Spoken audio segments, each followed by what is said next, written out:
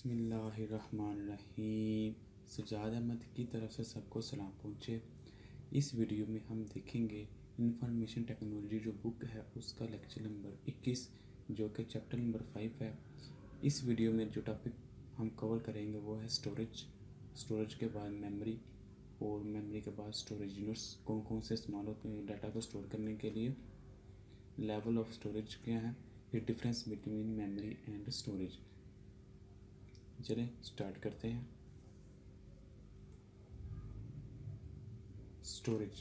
Storage is also known as second storage, यानी कि जिस चीज़ को हम पढ़ने लगे हैं उसको सेकंड स्टोरेज कहते हैं। पहले हमने जो पढ़ा था वो था प्राइमरी स्टोरेज और इसको परमानेंट स्टोरेज भी कहते हैं। It is use to store data, instruction and information permanently. ये डाटा को परमानेंटली स्टोर करने के लिए इस्तेमाल किया जाता है। It is called non-volatile because its contents remain safe even if the computer is turned off।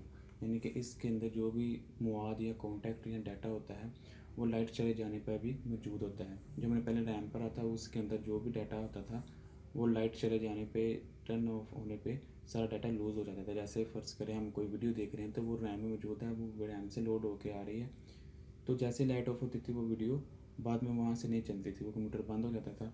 लेकिन जो स्टोरेज हम अब पढ़ने लगे हैं वो हार्ड डिस्क होती है और इसके अंदर लाइट बंद होने पे भी वो वीडियो मौजूद होती है जिसको हम दोबारा फिर चला के देख सकते हैं। Different storage medium are use to store data and information such as floppy disk, hard disk and compact disk. मुख्तलिफ A hardware unit that is used to store and retrieve data to from storage medium is called storage devices। यानी कि जिसके ज़रिए हम data को store करते हैं वो स्टोरेज डिवाइसेस कहलाता है। उसके अंदर floppy disk drives, zip drives, hard disk drives, tape drives, CD drives और डीवीडी ड्राइव्स शामिल हैं। इनके जो डाटा हम स्टोर करते हैं। Two important function of the data storage are reading and writing. Reading किसको कहते हैं? जैसे हम कोई बुक रीड करते हैं, सेम वही कंसेप्ट है कि हम किसी चीज़ से डाटा गेट करते हैं, यानी जैसे बुक से डाटा गेट करते हैं इसी तरह किसी एग्जिस्टिंग डाटा को एक्सेस करने के लिए हम रीड का फंक्शन इस्तेमाल करते हैं। The process of copying data, instruction या information from the storage medium is memory is called reading. यानी कि जो मेमोरी में ऑलरेडी मौजूद है वहाँ से हमने कोई डाटा कॉपी करके लेना है या डायरेक्ट एक्सेस करना है तो उसको रीडिंग कहते हैं। राइटिंग वैसे है जब हम किसी खाली चीज़ के ऊपर कुछ लिख रहे हो वो राइटिंग कहलाता है। इसी तरह the process of copying data, instruction या information from the memory to store medium is called the writing. यानी कि उसके हार्ड डिस्क के अंदर कोई चीज़ लिखना या स्टोर करना या पेस्ट करना वो उसका राइटिंग कहलाता है। Basic unit of data storage, data store करने के मुख्तलिफ यूनिट है। कोई भी चीज़ हम रोज़मर्रा ज़िंदगी में देखते हैं तो उसके कोई बेसिक यूनिट होते हैं। जैसे अगर हम कोई पेट्रोल लेते हैं तो उसका यूनिट लीटर, और अगर जैसे कोई हम वज़न वाली चीज़ लेते हैं तो वो किलो में होती है। इसी तरह अगर कोई चीज़ नापते हैं तो वो मीटर में होती है या फिट में होती है। सेम यही चीज़ यहाँ डाटा स्टोर करने के अंदर भी इस्तेमाल होती है। इसका बेसिक यूनिट क्या है? बिट। इसके बेसिक यूनिट क्या है? चलो देखते हैं। Computer works with binary digits, यानी कि कंप्यूटर क्या करता है? बाइनरी डिजिट्स के शक्ल में काम करता है, ऑन या ऑफ की शक्ल में काम करता है। These digits are in the form of 0 या 1, या वो डिजिट 0 होंगे या वो 1 होंगे। A binary digit is called bit. वो जो एक बाइनरी डिजिट होता है जो वो या ऑन होता है या ऑफ होता है वो एक बिट कहलाता है। 1 bit takes 1 storage location in the memory. एक बिट एक लोकेशन देता है मेमोरी के अंदर और ये स्मॉलेस्ट यूनिट है डाटा स्टोरेज के अंदर। फिर उसके बाद बाइट का यूनिट है। बाइट क्या है? एक कलेक्शन ऑफ 8 बिट्स, यानी कि जो पहले हमने बिट पढ़ा है जो कि एक लोकेशन देता है वो 8 मिलके एक क्या कहलाते हैं? वो बाइट कहलाते हैं। It is use to store single character. ये एक करेक्टर को स्टोर करने के लिए इस्तेमाल होता है। उसके बाद किलोबाइट क्या है? Kilobyte contains of 10, it is denoted by KB, यानी कि KB 1024 यानी कि 1024 बाइट होंगी तो वो KB कहलाएगा। सेम इसी तरह उससे बड़ा जो यूनिट है वो MB है, उसको मेगाबाइट कहते हैं। वो भी 1024 KB हो तो MB बन जाता है। फिर 1024 मेगाबाइट हों तो वो GB बन जाता है। इसी तरह 1024 गीगाबाइट हो तो वो टेराबाइट बन जाता है। इसी तरह 1000 टेराबाइट हो तो वो पेटाबाइट बन जाता है। पेटाबाइट के बाद एक्साबाइट, एक्साबाइट के बाद जीटाबाइट, जीटाबाइट के बाद योटाबाइट। तो आप इनको याद रखने के लिए इस तरह इनका ये KB और MB तो आम है हमारी, KB MB GB तो हमें नॉर्मली याद रहता है कि पहले KB यानी कि कोई पिक्चर है, MB कोई छोटा सा सॉन्ग है, तो GB कोई एक हैवी वीडियो है, तो हम ये नाम तो याद रह सकते हैं। लेकिन इसके लिए आप TPZY जेन में स्टोर कर लें कि इसके बाद T terabyte, P beta, E hexa और Z जेटा और Z जीटा और Y योटाबाइट के लिए होता है। किसी भी तरीके से आप इनको याद रख सकते हैं अपने माइंड में।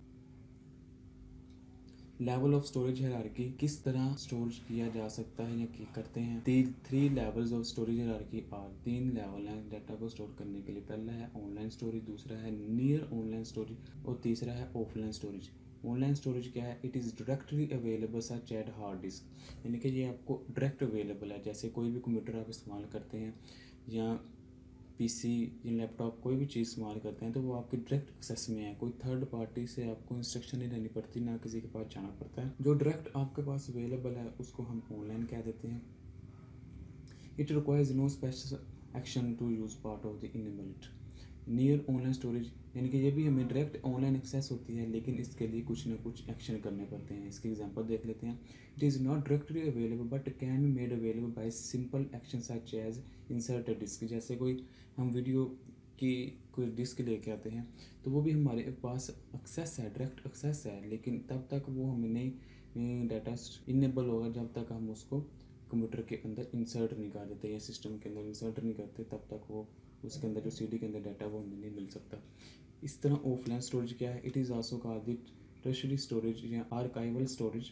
It is not readily available to the computer system, यानी कि ये नॉर्मल तौर पर अवेलेबल नहीं होता, लेकिन the devices such as tape backup unit store data for archival purpose.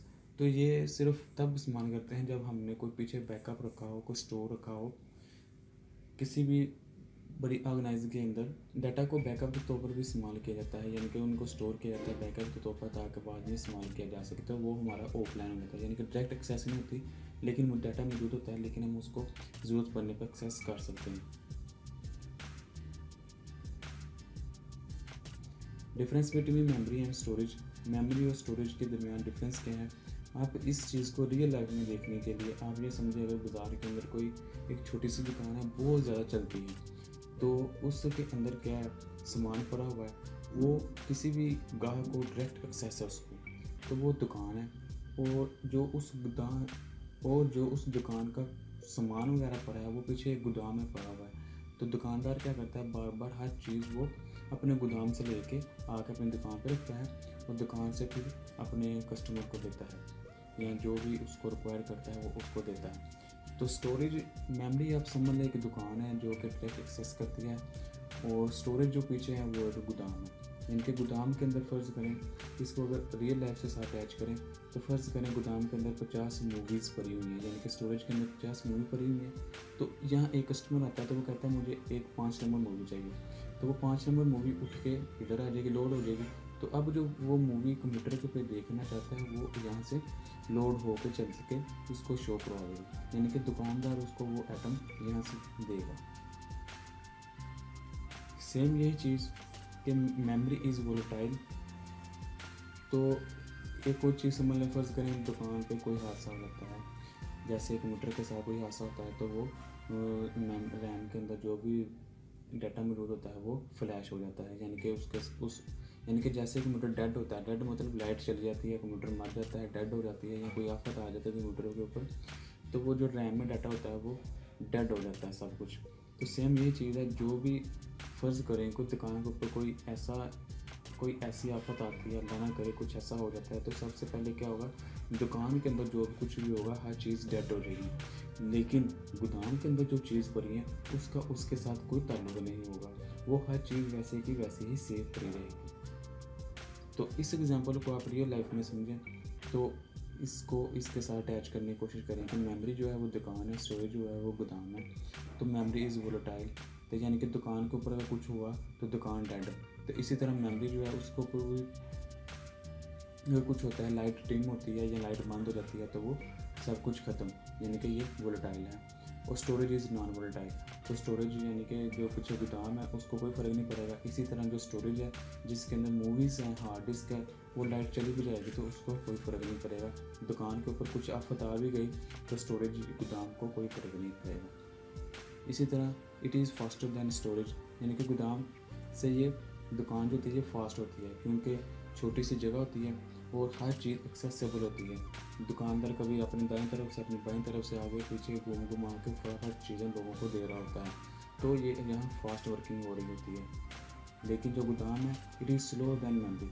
तो जो स्टोरेज है वो स्लो होता है, वो एक खुली जगह होती है, सस्ती सी जगह होती है, कोई साइड पे किसी खुले एरिया में, या कोई भी दुकान होती है जो मेन पे होती है वो उसका रेंट हमेशा ज़्यादा होता है। जो गोदाम होता है वो एक बैकअप पे होता है, किसी दूसरे मोहल्ले में या दूर या किसी ऐसे इलाके में जहाँ उसकी प्राइस कम होती है, गोदाम वहाँ होता है और वो बड़ा होता है क्योंकि वहाँ ज़्यादा सामान स्टोर किया रहता है। तो इसी तरह ये कह रहा है कि ये स्लो होता है। It is more expensive than storage, यानी कि जो दुकान होती है या मेमोरी होती है वो ज़रा महंगी होती है, ज़ाहिर सी बात है। और जो गोदाम होता है वो खुली जगह होती है, किसी साइड पे या शहर से दूर या मोहल्ले से दूर या बाज़ार से दूर लिया होता है हर जगह, तो वो जो स्टोरेज होती है वो ज़रा एक्सपेंसिव कम होती है। जो दुकान होती है या मेमोरी होती है वो स्मॉल इन साइज़ होती है, ज़ाहिर सी बात है। और जो स्टोरेज है, जो गोदाम है, वो साइज़ में बड़ा होता है। Program are copied from the storage during the execution, यानी कि जब वर्किंग हो रही होती है तो प्रोग्राम वहाँ से स्टोरेज से उठ के मेमोरी में आते हैं। सेम इसी तरह जब काम हो रहा होता है तो माल कहाँ से उठ के आता है, गोदाम से उठ के दुकान पे आता है। सेम वही एग्जाम्पल। तो प्रोग्राम क्या है, programs are stored in storage when no execution take place. तो जब कोई काम नहीं हो रहा होता तो सब कुछ इधर ही पड़ा होता है, यानी कि स्टोरेज के अंदर। The capacity of memory is less than storage, यानी कि इसके अंदर जगह थोड़ी होती है दुकान के अंदर, मेमोरी के अंदर ज़ाहिर सी बात है छोटी सी दुकान होती है। लेकिन गोदाम जो कि बड़ा होता है उसके अंदर चीज़ों को स्टोर करने की कैपेसिटी ज़्यादा होती है। तो इसलिए स्टोरेज को कहते हैं ये much more than memory have storage capacity. ये आपका कुछ छोटा सा क्विज है, इसको देखिए, इसके आंसर नीचे कमेंट्स में जरूर लिखिएगा। Thank you for watching. अल्लाह हाफिज़।